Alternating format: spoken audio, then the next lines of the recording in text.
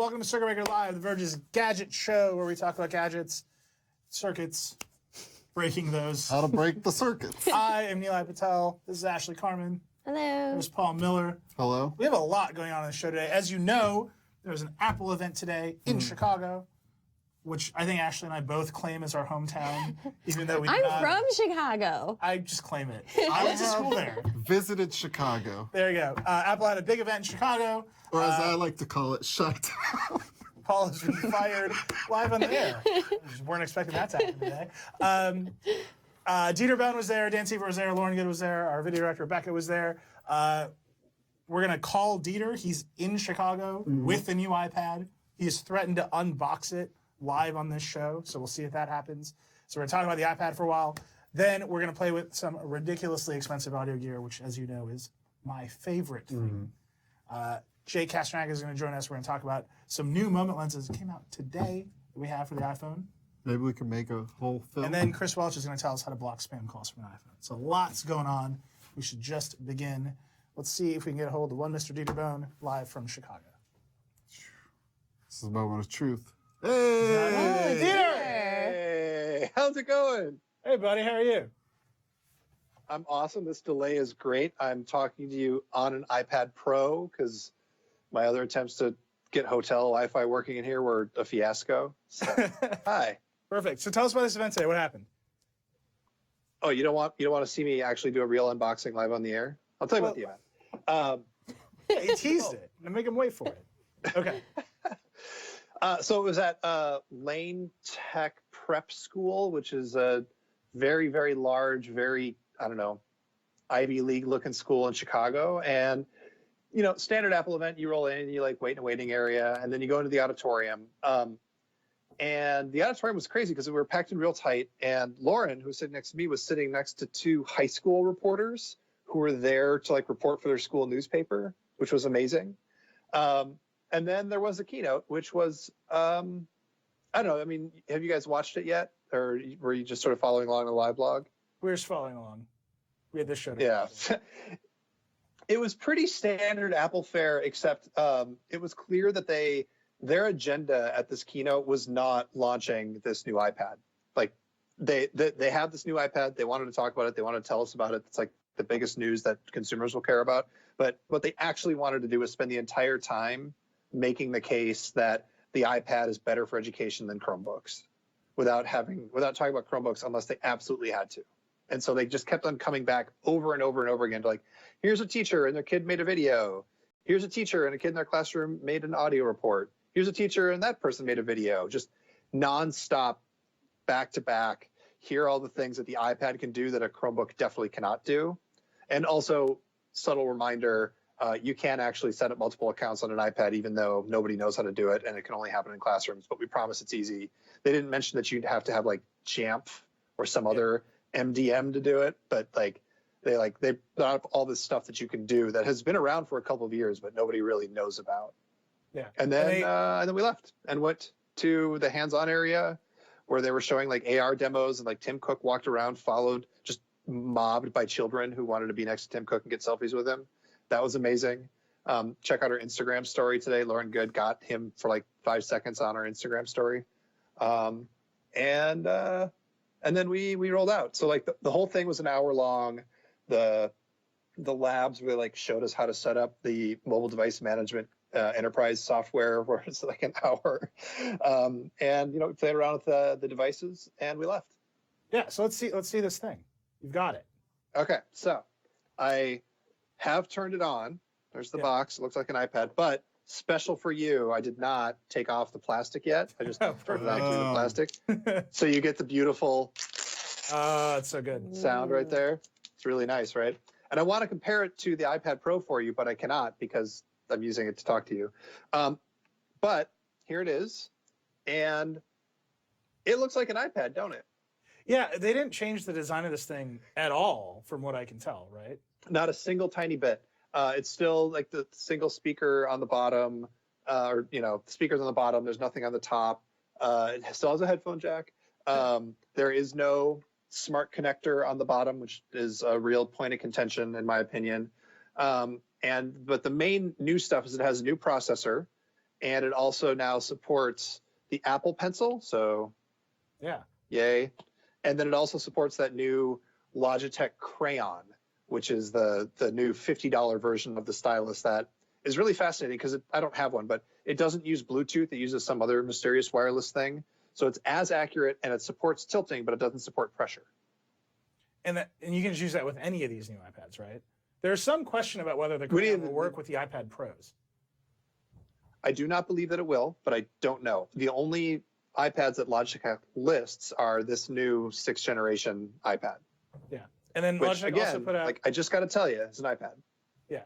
And then Logitech also put out a case for this thing, which if you haven't seen it, Yes. go look at it online. The Logitech case turns the iPad straight up into a Surface. Like, no doubt about it. It has a kickstand. The keyboard folds out. It adds a smart connector to it, right? It plugs in over Lightning, and then the case has a smart, like its own proprietary, and you can click off the keyboard. Did you get to play with that? I played with that a little bit. It is just, I said you don't want to buy it because the thing is like, I kid you not, like this thick. It's just gigantic. It's super rugged. It has the lightning port, instead of being in the middle, is like down here. And then the whole, like the keyboard runs through the lightning connector and then the lightning pass through runs through the other thing. It's a very confusing product, but great for schools, I guess. Cause like I challenge anybody to just destroy an iPad when it's inside this thing. Yeah. Do you guys think the stylus announcement, stylus support, is more important than the actual iPad announcement? I wish I could say yes, except that this stylus is not available for consumers to purchase. It's only available to schools. And so, the Apple Pencil support, I don't know what it's compatible with. Oh, the Apple Pencil support? I mean, I don't know. I guess like it's nice that this is now that all the iPads except for the iPad Mini, which still mysteriously exists in Apple Store, all support the Pencil. But I mean, I don't know. It's just an iPad. And then, I call it cheaper, but it's like cheaper relative to the other iPads.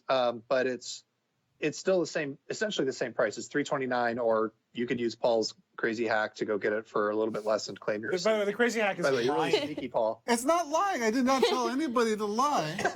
I was assigned with I looked up how do you buy something with an education discount if you're like a homeschool parent or a qualifying student or faculty. And I found out that you just buy something on the Apple Education Store. And then sometimes they'll check and sometimes they won't. That's all I said. I just wrote it down that it's easy to do. I'm homeschooling my child. That's what I've learned. Yeah.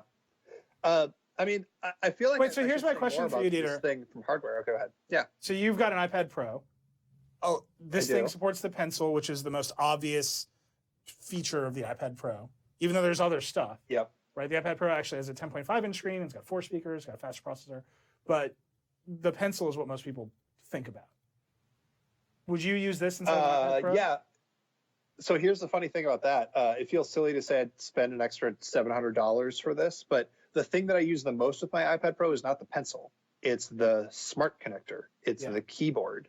Because I really, even though it's like a weird fidgety thing, Apple's smart keyboard case is really thin and really good and really accurate. And it doesn't have any of that fuddling with Bluetooth connections. And so I love it. And so to me, like if they had put a smart connector on this thing, it'd be no contest. Like buy this, don't even bother with the iPad Pro unless you like understand how to make iPads do amazing things. But it doesn't. So like it's a little bit harder call. I have to push this a little bit more to see how much better performs than the last iPad for multitasking and stuff. The last iPad was fine for that, but it would occasionally like slow down and stutter a little bit. Whereas the iPad Pro, I can basically do whatever I want, whenever I want, and it's really fast. But yeah, like there's nothing here that's like wildly interesting. Like I think I can do AR better because of the processor, but like I can't show it on the video, but the air gap on the screen is really prevalent and noticeable. It's the kind of thing that I noticed now that I've been using an iPad Pro, but if you never use anything other than standard iPads, you won't notice the air gap, but it's definitely there. We had some questions in the chat. When I asked it, oh, great, let's hear 'em. Well, I mean, that's the question. Can you see the air gap? I have a question. You can, Did yeah. Apple address at any time like the fact that a lot of schoolwork involves writing and typing? Right. Well, there's and a like big old Google Logitech Docs? keyboard. Right, but I mean, if you just think about the math of the iPad versus the Chromebook, because you kept saying they kept coming after the Chromebook. A Chromebook for education costs like $150. It has the form factor you want. This is like $300 plus a pencil plus a keyboard. Like, you're suddenly just radically getting into like $500 territory instantly. Do they address any of that pricing? Because that was the stuff I saw on Twitter. It's like, this is great, but it adds up so fast. They addressed the pricing in a few different ways. One, not including a smart connector, I think came down to pricing. It would have cost more money to like redo the thing to put a smart connector on it. Two, they just kept coming back to like, yeah, like a Chromebook is cheaper, but you know what you can't do on a Chromebook? You can't make a clips video, right? You can't annotate a document directly. You can't have a classroom full of Chromebooks and then the teacher's up there with their iPad and then the teacher can see in real time what every single student is doing on their iPad and then like go creep on a student's screen on their iPad in real time and be like, Billy, I see what you're doing. Let's put that on the Apple TV, and then hit a button and have Billy's iPad automatically AirPlay to the Apple TV in the classroom. Like, you can do some really bonkers stuff with the classroom software. So yeah, like I think the price thing, I don't think they fully addressed it enough. I don't think they addressed like the management stuff enough, but a lot of what they wanted to accomplish today was re-educating people on what you can do with an iPad in the classroom. But like their argument for the price thing is, you know what, spend a little bit more and then these kids can actually make stuff with an iPad that actually matches who they are in their generation and not just typing in documents. Yeah. Okay, I have one question for you. It's really nerdy, but Devin is in the chat asking, the new iPad doesn't have ProMotion, and the iPad Pro has ProMotion, which is 120 hertz refresh rate. So he asks, will the new iPad's slow refresh rate ruin the experience of using a stylus, pencil, crayon? I mean, I haven't done a ton of writing with it, but I'm going to say this doesn't feel ruined to me. I mean, here we go. Can you see that? You see lag there?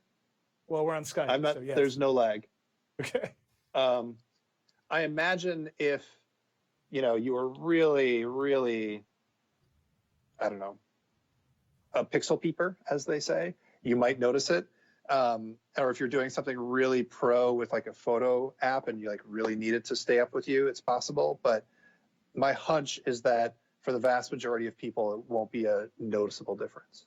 Yeah. All right. But again, well, we'll thank you. test it for the next few days and see. Yeah. Well, thank you so much for joining us. We're actually going to run Dan Seifert's hands-on from the event, so you get a better look at the hardware. And we're going to come back, and we're going to play with some very, very expensive audio equipment, which just makes me so happy. So check out this video. We'll be right back.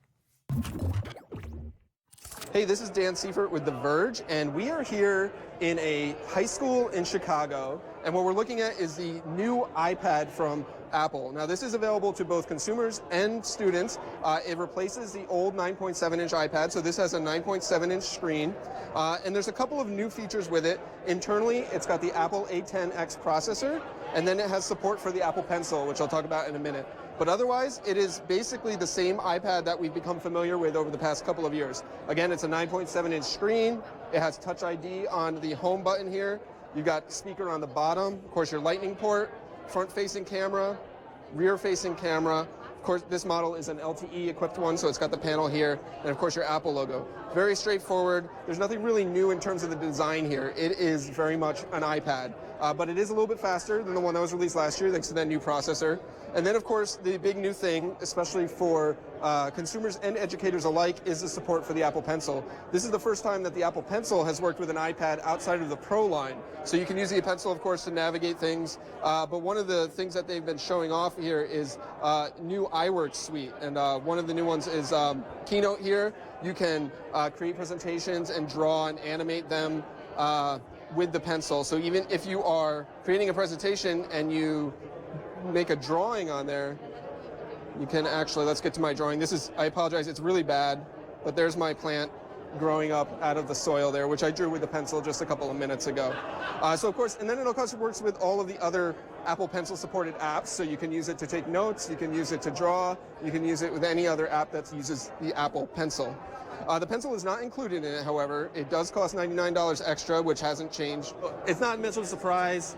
It looks like an iPad, it feels like an iPad, it acts like an iPad. It is very much an iPad. It's nice to have the faster processor. It's going to be a little bit snappier than last year's model. Of course, the support for the Apple Pencil is great. I really would have liked to have seen the smart connector here. A lot of the demos that Apple showed off during its presentation were showing off things that you were creating for classes and things like that, and they require a lot of typing. Now, Logitech is making a case for this, which is like a rugged keyboard case, which will sell separately, but it would have been great to have the smart connector, because then you can use the smart keyboard, which is a lot slimmer and easier to use with the iPad. But otherwise, you know, it's an iPad. That's really all there is to say about it. It's going to be available at the same price as the last year's model. It's $329 for consumers, $299 for educators, so you get a little bit of a discount. And it's going to be available this week.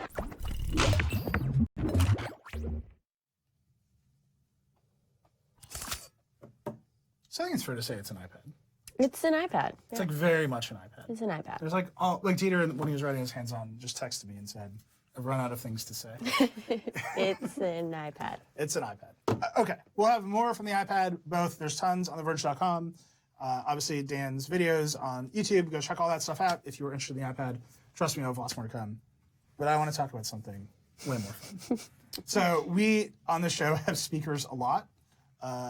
Mostly because I love speakers, but also because there's so much happening with smart speakers. We had the HomePod on the show, we've had Sonos on the show, we've had every variety of Alexa and Google Home device. What's really interesting to me is those are consumer brands, and they're like accessible. You can buy them in Best Buy. They are marketed to like regular people, but there's also all these crazy high-end brands that know this is happening to them. Like they have to address it. They have to compete. They can't just keep making tube amps or whatever they do, and they're doing it too.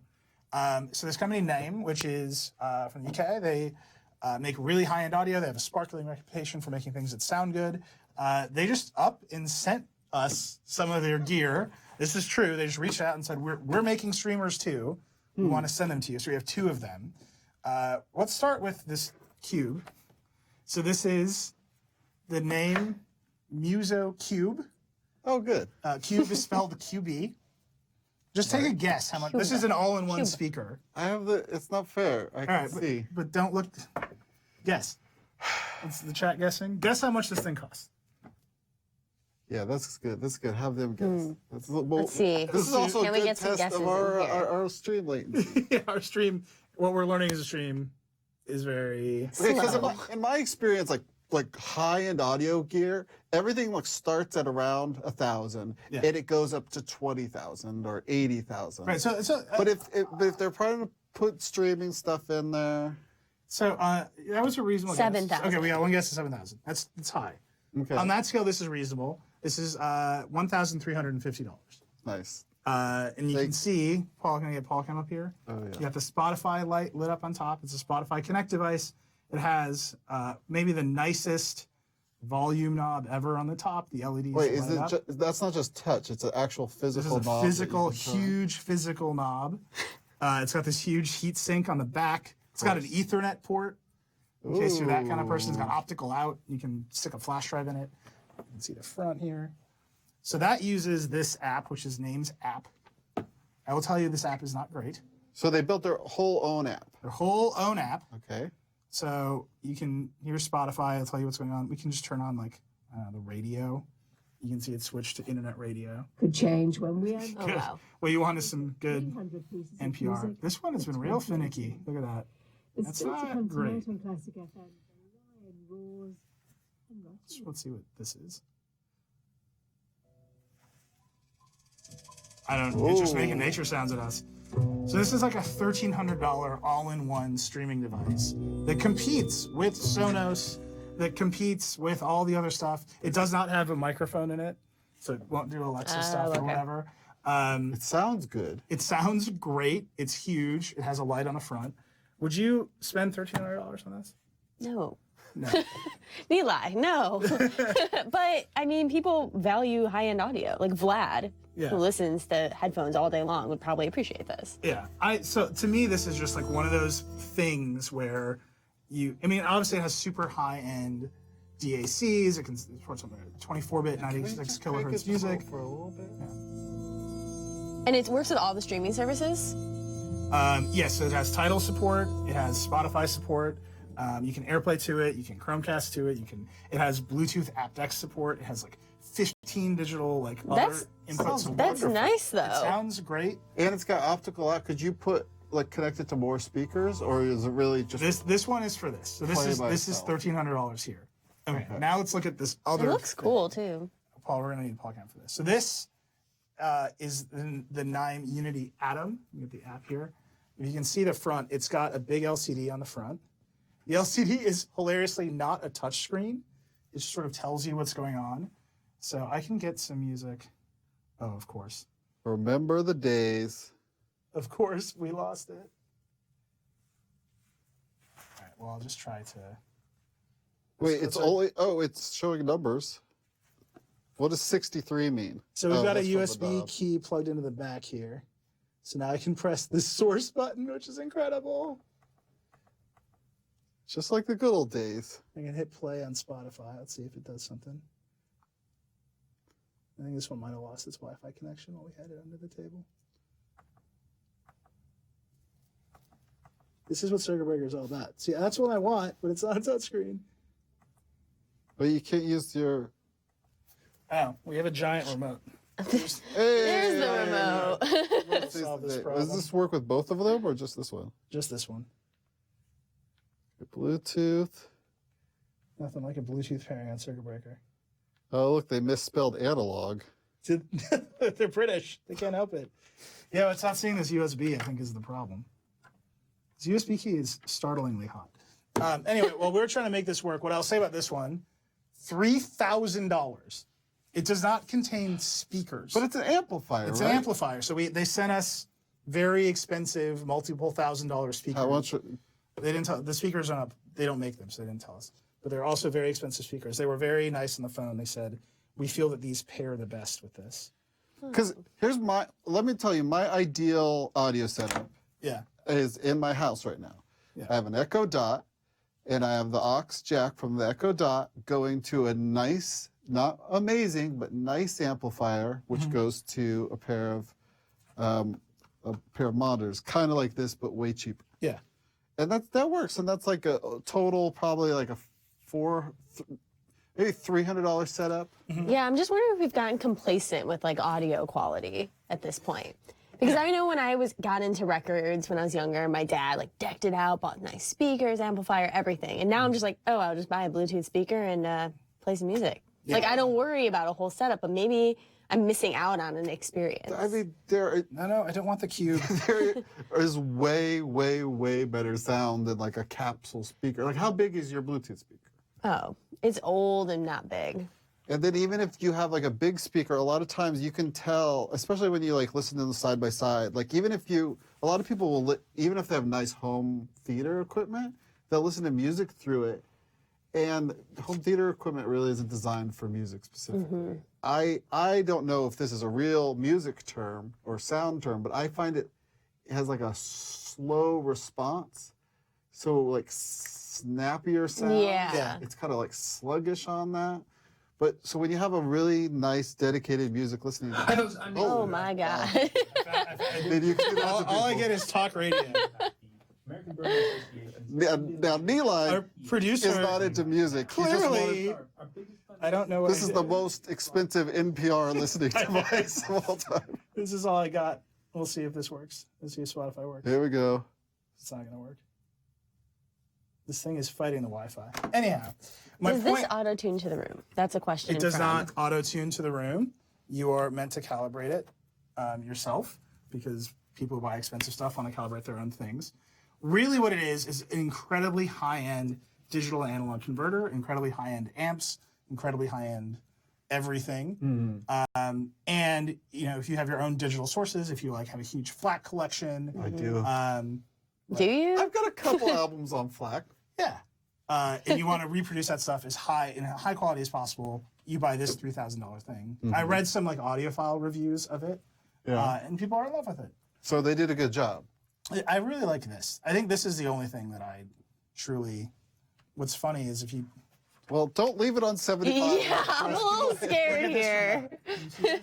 When you turn the knob here, the lights are Oh, that's cool. So there's all these little features. Now, I think I'm with Ashley. I think the history of consumer audio is that people pick convenience and price, like inexpensiveness, over audio quality every opportunity. For sure. So I wonder how many people are actually going to buy this. I wonder how many people actually have flat collections. I think even streaming Spotify at extreme to this, like you're not sending a signal in that is any good. I think you have to go to something like Tidal. Sorry, I hit you. But so let's say like HomePod, I don't want to be like all the Apple people and like I want the more expensive, better thing than a HomePod. Is this something that you might recommend to somebody, or is it only audiophiles need apply? You know, the main thing that we got about the HomePod was, of course you can use it with Spotify. You'll just use AirPlay. Screw Siri. Right. All right, well, if that is how you intend to live your life, then like this is actually a competitor. Right? It's like, you can argue about the design, but it has a much different design. It's obviously a statement piece. It has Spotify Connect, so you're not doing that weird AirPlay round trip. Right. And it sounds really good. And it has AirPlay. And it just randomly will start playing NPR at you. Or jazz I've music. identified great NPR listening devices for you. I'm glad you came to Circuit Breaker today. Well, my point is, I think it's very interesting what's happening on the consumer side. I think it's really interesting to see how the traditional companies are attacking the same problem. Because at the end of the day, it's still just a bunch of streaming music over Wi-Fi. And like, can you think of who in your life would buy this thing? I actually do feel like I know one person. Yeah. But it's a unique case. Well, so I am the sort of person who loves this stuff. And I'm like, if I'm doing streaming music, I might as well just keep it simple. And then I'll buy like vintage amps and things. All right. Paul. Yeah. You did it again. Yeah, I did another little show within a show thing. I realized that I had been, well, first off, I'm scared that Nilay's going to lose his job to robots, and so I want to keep the technical education. A robot's going to sit in a meeting and be like, why are we in this meeting? And then also, I realized that every time I would go around the Verge office, I was asking everybody for their knowledge, but I should be sharing some of my own knowledge. Yeah. So I did a thing about the command line. That's it. Do you use the command line? Sometimes. What do you use the command line for? Installing Android updates. This guy. Do you use the command line? No. Never? No. Do you ever use the command line? Like the Verge newsletter. No, not the Verge newsletter. It's part of your computer. The black screen. The black screen, yes. I see it in hacker movies. Right. Do you use the command line? Are we talking about the... Not the newsletter. not Gosh. the- no. No, I don't. Do you use the command line? What is that? Do you use the command line? Yes, to root Android phones. Would you say you're scared of the command line? Yes. Hey, Jake. Hey, Paul. Hey, in a moment of candor, Oh, you I see what you have you here. told me you were afraid of the command line. That's true. I've asked a lot of people at the office if Yeah. they're afraid. All of them said they're not afraid at all. Seriously? So I figured you were the one that needed this little lesson. Did everybody else, like, growing Everybody's up, like, they I got a command line? love the command line. I'm having a panic attack already. Look, if you don't know what a command line is, don't even worry about it, right? But if you want to use the command line, and you find yourself on this like blank screen, Should I want to use the command line? if you're like doing programming stuff, I mean, it underpins so much of what of Like, all of our computers. As a nerd, I feel like I should have the ability to do some basic things in the command line. Right. I just always feel like I'm going to break something. That you see, I think that's a common fear. But you can break you a can lot. destroy everything. Everything. This is the most powerful part of the computer. Great power. Why do they give us access to this? Because some people want to actually use their computers instead of have their computer experience spoon-fed to them like babies. Wow. Yeah. Squiggly means you're in your home directory, all right? So I'm going to PWD. This stands for print working directory. This is a good thing right when you get into a prompt like, what am I, where am I? Oh, so PWD tells you where you are. Print working directory. So if I want to go to root, Root's the thing you're supposed to be careful with, isn't it? yeah, but you can look, Okay. right? So now this is the root of the whole computer. Like these are just like the URLs But and why like, would I navigate literally anything this way when I could just use a visual, a GUI? Because you're trying to get some work done. I mean, this looks more hackery, but I don't feel like you've done anything. It looks and feels more hackery, let me tell you. You told me that there were certain things you should never type. Oh, yeah. I want to know what those are. Okay, so I've got this folder, right? Mm-hmm. I want to get rid of it. It says don't delete me, but I don't even care. RM is remove, right? Okay. And then I'll say, so that's like basically the verb, RM, is Okay. the command I'm going to run. And now what do I want to remove? I want to remove don't delete me. Now I try that. It says cannot remove that. It's a directory. Oh, okay. So -R deletes things recursively. So it says, I want to delete that and everything that's everything inside of it. Now it's gone, right? Now here's the great thing. If you do RM-R, then F for force, then / remember our root directory? Yes. If you run this, you delete everything on your computer. What does the command line do at that point? Do you have a command line anymore? It's supposed to warn you. Modern operating systems, enough people have been bamboozled. That Do you want to find out? I kind of want to do it. Here we go. Okay. Wow. It is dangerous to operate recursively. No preserve root to override this failsafe. The other thing you should know. Okay. The other thing is you need to have admin privileges. Now, my current user that I'm working on is an admin, so I don't always need to do this. But have you heard of sudo? Yeah, that's in all the jokes. Yes. Sudo means I'm going to have the privileges of the root computer user, the most powerful computer user, when I run this command. So something that a regular, boring user might not be able to do, the root user can do everything. If I'm going to take away one thing from this, yeah, what should it be? Okay, watch out for sudo, watch out for sh, watch out for rm. Those are good to know. sh means you're going to run a script. Sudo means you're going to do something as a root user. RM means you're going to remove something. Okay. Those are some red flags when you're copying and pasting from the internet. As far as day-to-day use, I do a lot of ls and a lot of pwd and a lot of, this one took me forever to learn. I want to get back a folder, cd ... Yeah, Joey, this still seems more complicated than just. It's great. using a It's forward great, structure. and you're missing out. Okay. Thanks, Jay. Thank you for this lesson and these warnings. I appreciate it, Paul.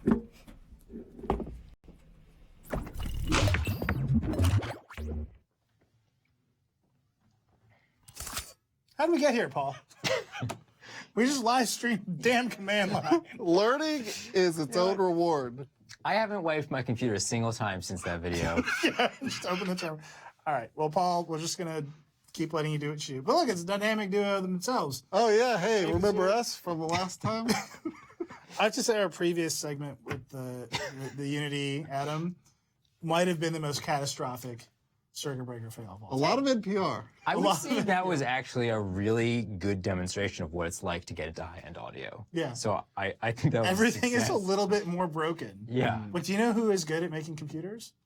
Google and Amazon and Apple. You know who is not? High-end British audio companies. I've spent weekends wiring up, like, even just mid-range audio segments. You know what? It's a blast. Yeah. You just gotta accept that you're in for some frustration. Also, I will say, if you really want to get into it emotionally, just check out the forums of these companies. They are both supportive and very aggressive places. A lot of people. Anyway, Jake, You have new not products. audio equipment. Yeah, so I've been super interested in all the different lenses you can add onto your iPhone or other phones to improve photography or video stuff. And coincidentally enough, Moment, which is probably the company best known for these add-on lenses, has some new announcements today. And one thing in particular they have is really cool. They have their first anamorphic lens. Wow. And so you can see it is this right here. It looks square. And yeah, it gets you this big, super wide image on an iPhone. You get those beautiful lens streaks that anamorphic lenses are known for. So if you're not familiar with anamorphic lenses, this is what a lot of big blockbuster movies are shot with. And so you'll probably recognize this kind of look, even if you haven't heard the terminology. And this is just something that isn't really available at a consumer level because anamorphic lenses are really expensive. They're also kind of a pain to work with. So I'm gonna go into the normal camera app to show you this. This is what it looks like normally. I'm sorry you can't see this, Nilay, but you look extremely squeezed right now. So I'll show you, Paul. Like, you see it's squeezed, and so you need to go into another app that is able to de-squeeze the image. So now we have this extremely cinematic version of Nilay, these beautiful shadows. It really does look kind of good. Yeah, this nice streaking light. It looks really great. So they just announced this today. If you're like, I don't necessarily know why you'd want to film something that cinematic with your phone, but I guess the idea is you've already invested $700 to $1,000 in your phone. Why buy a DSLR? Yeah. This lens is. And there's like lots, like Soderbergh's Unsane just came out, shot entirely on a phone. Yeah, this is a thing that's been happening. So we covered a few years ago the film Tangerine, which shot entirely on an iPhone 5S. They actually use an older anamorphic lens adapter, not from Moment, for another company. And yeah, you just said Unsane from Steven Soderbergh just came out. Admittedly, our film critic Tasha Robinson said it was not good to look at. But, you know, the takeaway is that serious, big professional directors think these are valuable tools. I think they're easy to use in that you don't have to, you know, deal with a huge camera rig. And this is something that I think is particularly great for vloggers or people who are just starting out. And so we kind of also want to look at the other options that were out there. Maybe you don't necessarily want to spend a ton, or, you know, how exactly you can kit this out. So we have a whole line of Moment stuff here. Moment's lenses are about $80 to $90 each, and you also need one of Moment's cases to get started with them because they have this neat little lens mount that makes sure you position the lens properly on top of the camera lens. Yeah. And they're cool. They just take your existing camera lens, put this other thing on top of it. You have these extra wide lenses, you have macro lenses, fisheyes. You're sort of limited on image quality by how good your original camera is, but you can definitely get these cool effects. So here is the fisheye. It looks fisheye-y. Oh, God. It sure does. And it's fun. What I wanted to know, though, was I don't necessarily want to spend $100 on like a giant lens. So we bought a bunch of like cheapo stuff on Amazon. I got these 3-pack of lenses for $12. That was this. I might have lost one of those lenses. Yeah. Like Oh, no. 3 for This 12? one. This might be this. Yeah. So this is 2 lenses in one. If you screw this off, it's a macro. You screw it There's on. no way that looks good. I got to tell you, the macro 100% doesn't work. Yeah. The fisheye does, though. And you just clip this onto your phone, which is No way. kind of cool. Yeah, so it's super casual. You can just whip it out. It's ridiculous. And it doesn't have to Yeah, and specifically now I've got, be... boom, fisheye lens. Whoa. Yeah. So the bad thing about the clip is like you can easily misposition this. Right. Right. But also, this was $12, and this is kind of fun. So if you're thinking about getting started with this stuff, if you're not sure if you want to really invest hundreds of dollars, I would totally recommend buying just like a $12 thing. I also sort of dared our producer to buy this extremely goofy iPhone lens case that has 6 lenses on it. It's called the Switch 6. It's fantastic, though. So Fantastic in that it exists. yeah, no, fantastic in that it exists. Most of the lenses are bad. Okay. I would say that most of them are unusable. But I love the look of it. So it's really neat because you have access to 8 different lenses while using it. It's ridiculous. Right? So you got the normal iPhone lens exposed, and we have this beautiful little guide here that goes over. No, Yeah, no, you Jake, see exactly what you're getting. no, no, Look, no. check this out. And using magnets, I'm going to show you this. Using magnets clicks into place. 1 click, 2 click. All right, so what do Be we got careful here? with click 3, though. What do we got here? So we got 2x. Paul, you on the Paul cam? We got 2x telephoto, 120-degree wide angle, a 20x macro, a 10x macro, a 2.x telephoto, and a fisheye. So here's what I know about the iPhone 10, though. This is a true. What I don't know is its passcode. It's not a very secure phone. Okay, so if you just open the camera app here and you switch it, so we'll put on one of these lenses, and you switch it I'm putting my finger over the other lens, right? Mm-hmm. You can see I covered the 1x lens. Right. Like half the time, it worked that time. Oh, they're on to you. This They was figured it out. test it. This was a big issue for me when I was testing these because I did not realize that it behaved this way. Yeah, like half the time, it just digitally zooms. They're even faking Yeah. you. And like you can't actually tell. So you have to use another app, right? Yeah. So if So can you see that? I'm want- zooming. Yeah. Right. And I've got my finger over the lens. But it like blinks to make it pretend like it's. Yep. yeah, and then that time it went to the real lens. And then sometimes it just doesn't. Yep. Yeah. So like 9 out of 10 times, it does not actually switch to the telephoto lens. So if Yeah. you're using something like this, you need to download a third-party app that is going to let you actually switch lenses. yeah, can I show you my favorite third-party Oh app? yeah. Okay, so my favorite third-party app for it's the one I use all the time. It's called Halide, and it has not lid. It has two features that I love. One is it uses the Taptic engine. So when you see that yellow dot? Yep. When you line it up, it clicks. So you feel it, Smart. and then when you do it like this, and you rotate it, it clicks again when it lines up, which is cool. And then it has this insane feature. Mm. All right, Paul, I'm gonna take a picture of you. So I can see the depth map. I can turn it on. There's the depth map of the room. What? It's terrifying. Yeah, so It's like That's a, great. It's like a little nightmare. yeah, so take a picture of Paul. Beep. And then I don't know what this is for or why this happens. I don't know what it's doing right now. I feel like you're. Wait, I just There's blinked Paul. into existence. Okay. So now I Looking at can the raw push data. AR, Mm-hmm.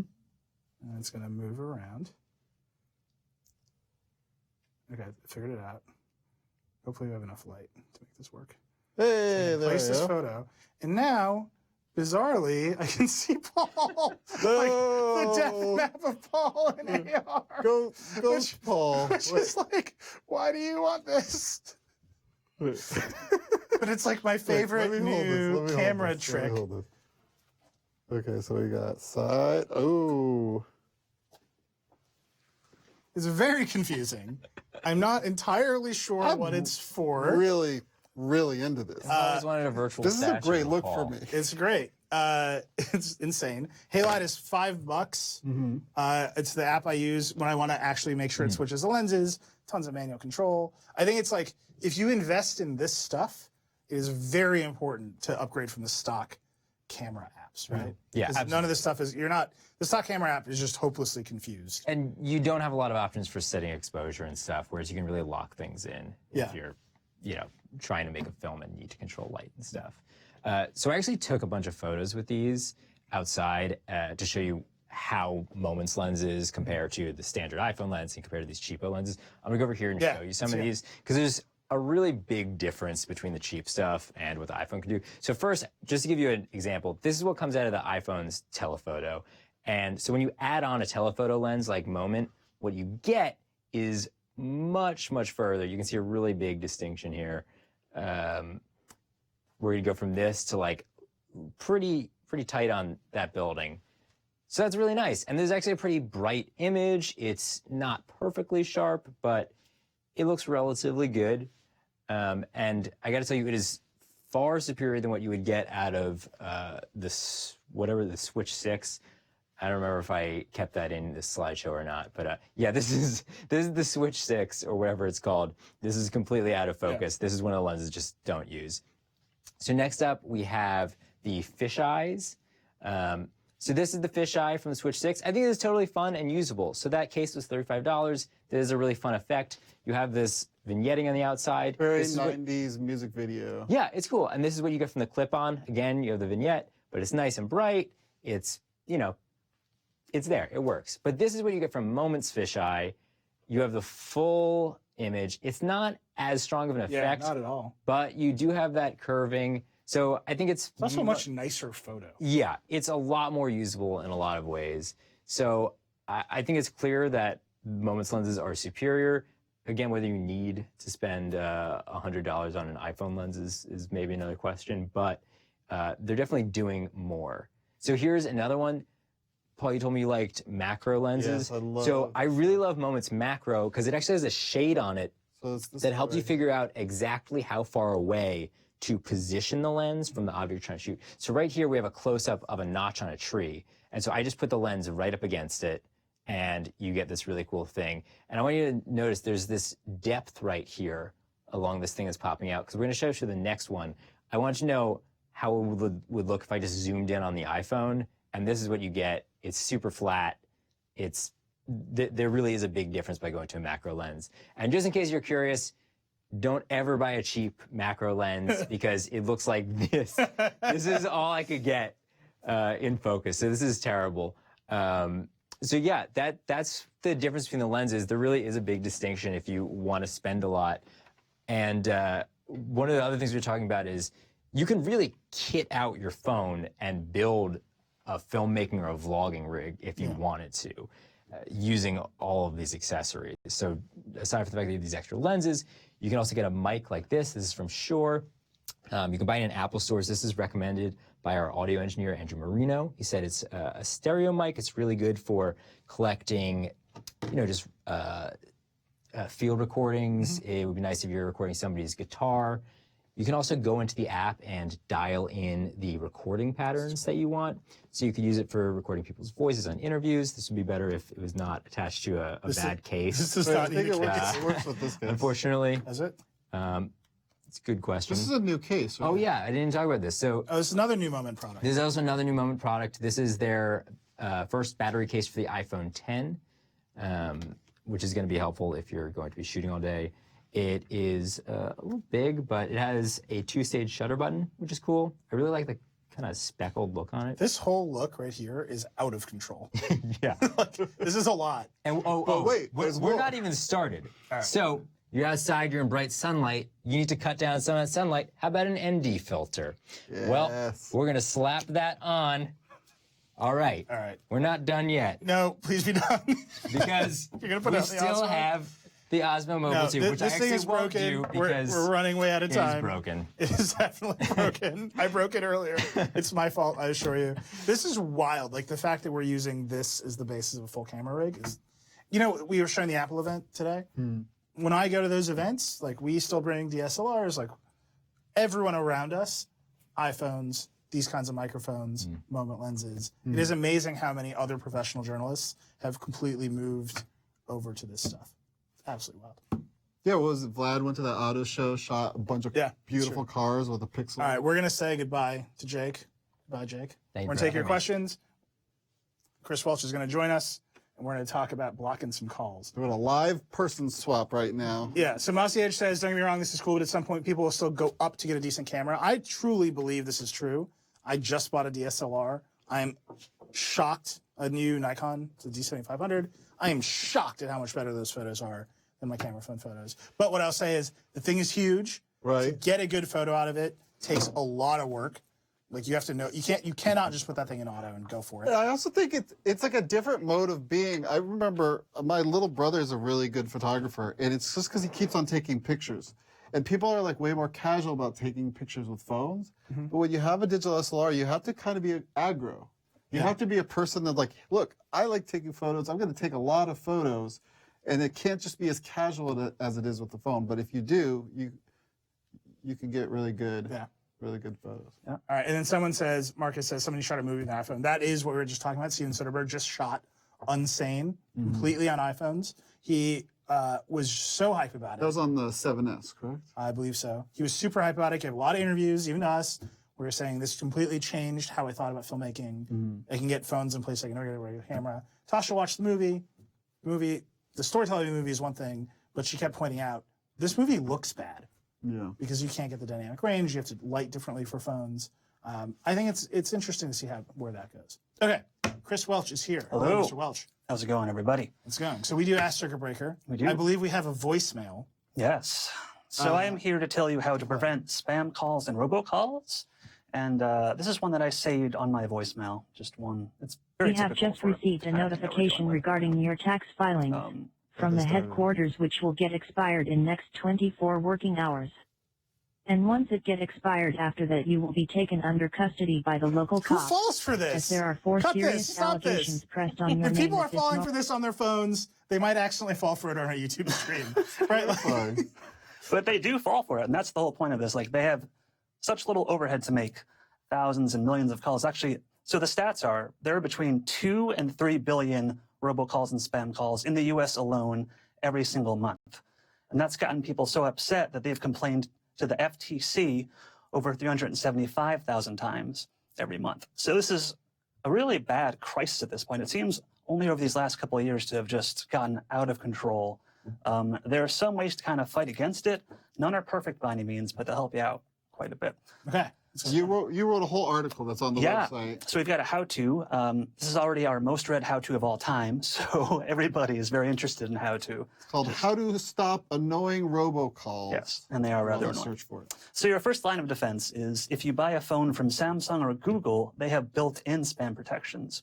So when somebody calls you, you'll see a message just like this. The whole screen turns a shade of red, and it just kind of tells you, makes it very clear, don't pick up. And this is built into Samsung. This is built into the unlocked Samsung phone. So if you buy one from a carrier, this feature is turned off. No. Yes. No. It's because the carriers want to upsell you on their blocking services. Exactly. Yeah. You got to be kidding. That's How is horrifying. Samsung getting the list of numbers? They partner with a company called Haya, and they actually run one of the apps we're going to talk about in a bit. So Okay, cool. that's where it comes from. And Google does the same thing with the Pixel as well. So you can use that on any network, and the phone turns red, just tells you not to pick up. Makes it pretty easy. Okay. And so the second line of defense is, say you've got an iPhone, maybe you don't have too many spam calls coming in. You want to block them one by one. Just go into your settings. You just hit the little I button over here to the right of a phone number and hit block. But that's only good for one phone number at a time, and these numbers change every day. Wait, can you run me through that again? Yeah, you just want to hit the little blue icon here, go to any number and hit block this caller, and then those won't come through anymore. That's pretty ineffective when you're talking about numbers that change every day. Like I get 5 or 6 daily on the daily, and so it doesn't do you much good. So the carriers have their own ways of trying to help you out here. Let's see, where are we going to start out? AT&T has one called Call Protect. That's free. So these all work on the back end of the network. So when somebody calls you, it'll just say, this is spam or spam likely or... Again, Scam Likely calls me 5-10 times a day. Yeah. Maybe. Yeah, so that's AT&T Call Protect. That's free. Some of them charge you, like Sprint and Verizon charge you between $2 and $3 per month. So they upcharge you to prevent you from being annoyed. Yeah. And so T-Mobile actually has the best one, I would say, because they have 2 products. One is called Spam ID and one is called Spam Block. Spam ID is turned on for everybody. So if you're on T-Mobile and you ever see Spam Likely pop up when somebody calls you, that's that feature working. Spam Block is something you can actually turn on by dialing star, a few numbers, and then that'll actually stop some of the scamming numbers from ever getting. Is this on by default? It's on by default, yeah. Scam ID is on by default. Scam Block, you've got to turn on yourself because you might miss some calls that you would have wanted. How do you turn it on? For T-Mobile, you would just go to your phone. I have T-Mobile. Do you do this? I want to Do it. buy it. All I right. get so much Scam Likely. Let's get it going. Yeah, I just missed 6 minutes ago. Get under here, Paul. Get under the Okay, camera. let's see. So you just want to dial. Wait, Paul, put it here. This is a personal device. I gotta make sure. Okay, okay, Scam Likely. Wait, what? Scam Block is what you want to turn Okay, on. So you want to I'm hit texting. Paul's Dial, phone is also dial. working. Dial. Oh, your like dialer. a phone Yeah, call. the phone dialer. Yeah, Who makes phone calls? exactly. Okay, we can do this. Yeah, so we've got Pound. 662 pound. 662 pound. Yeah, Call it. yeah, hit dial, and that should turn on the feature. Please And- wait. So now, whenever T-Mobile senses that a scam caller is calling you, it'll stop those calls from coming that say? through. Your request to enable scam blocking is being processed. Please wait a few minutes for scam blocking to begin. And then I can disable that again. Yep. Oh, you're remembering that sequence of digits. I've Talk got about a it. command line, No, buddy. I'll just go to theverge.com and read it again. Yeah. So the carriers have all their products they want to sell you on, and then there are third parties. So the FCC and FTC have realized they need some help in trying to combat this issue. So they've brought in app developers, and we have 2 examples here. One is this company called NomoRomo. They actually won a contest done by the FTC for trying to help out against robocallers. And so you install this app, and you put in your phone number, and once it's installed, these apps are a wall between you and the scammer. So they've got these huge blacklists of numbers that they'll block from ever reaching you in the first place. But if calls do come through, you'll see a message like this, like we'll just set up a test robocall, and you can be just using your phone on YouTube or something else. And then when the number comes up, you'll see it's a scam, and so you won't answer. Does that work on the iPhone, or do you need like Android level permissions? So the iPhone more recently actually did make this possible. So this is another app called RoboKiller. And so for the iPhone, you actually go into your phone settings once you have it installed, and you actually have to turn on access to these apps because they are serving as your caller ID. So they're getting right in the way between you and scammers. But once you toggle that on, you just flip a switch, and it's the same kind of thing as the scam block. They'll just stop calls from getting through. So these apps, they cost between $3 and $4 a month. Yeah, these are monthly fees. So I'm installing RoboCaller right now. RoboKiller. RoboKiller. Yep, there's a free trial. RoboKiller is how you call robots. There's a free trial. You can see how well it works. None of them work perfectly because more and more of these scammers, they spoof numbers from your local area code. So it looks like just like your number is calling you. They're trying to trick you and make it think you've got a family member calling or some other kind of really, really evil way of getting to you. It's happening. So, yeah. So then there are the old ways if you want to try and stop spammers and anybody else. You should join the FTC's Do Not Call registry. That's somewhat effective. I mean, these companies who call you up with a robot voice, they don't really care about the Do Not Call list. So it's not for them. But obviously, we're in a moment of privacy right now. Mostage in the chat says the thing about these apps is they will know all of your inbound numbers. Yeah. So it's like, your carrier already knows it. Mm-hmm. You might as well have them step in the way. Exactly. With a third-party app.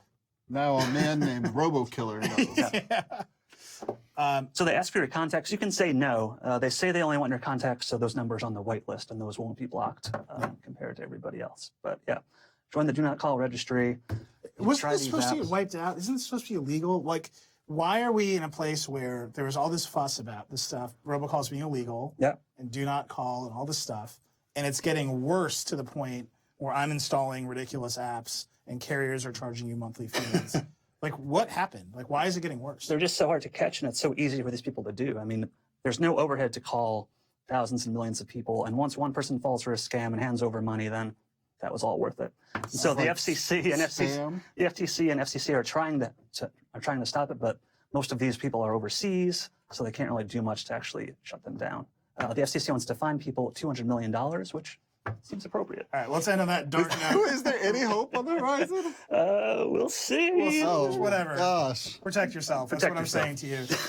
We're way over time. We got to wrap it up for this week. Circuit Breaker Live is Tuesdays at 4 o'clock. We'll be back next week. Thank you for Dieter to calling us from Chicago with the iPad. Thanks to Ashley, to Jake, Mr. Welch here, Paul. You're welcome. I didn't thank you. Thank you to all of you for watching, talking to us in the chat. We love it so much. We'll see you again next week. Circuit Breaker Live, Tuesdays at 4 o'clock Eastern.